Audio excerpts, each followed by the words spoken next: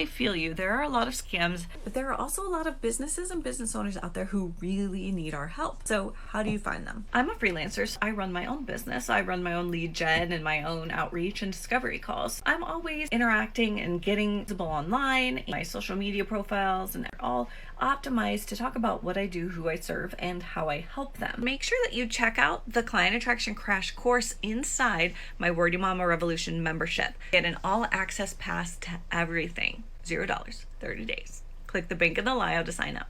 That doesn't mean in order to make money copywriting that you have to have your own business. If you'd rather work as part of a team or part of someone else's business, you can definitely do that too. And here's one of my favorite strategies for finding positions. Step 1, go to LinkedIn. Make sure your profile is optimized with examples of your work and your experience as a copywriter. Step 2, go into the settings and sign up for job alerts. It'll ask you some questions about the type of positions that you're looking for, and you'll get emails and notifications when positions are a match. Recently, I've seen job postings from Abercrombie and Fitch, Nike, Trader Joe's, real legit companies that are looking for people to help write their copy. From there, you just apply. Follow for more tips on how to land freelance copywriting clients.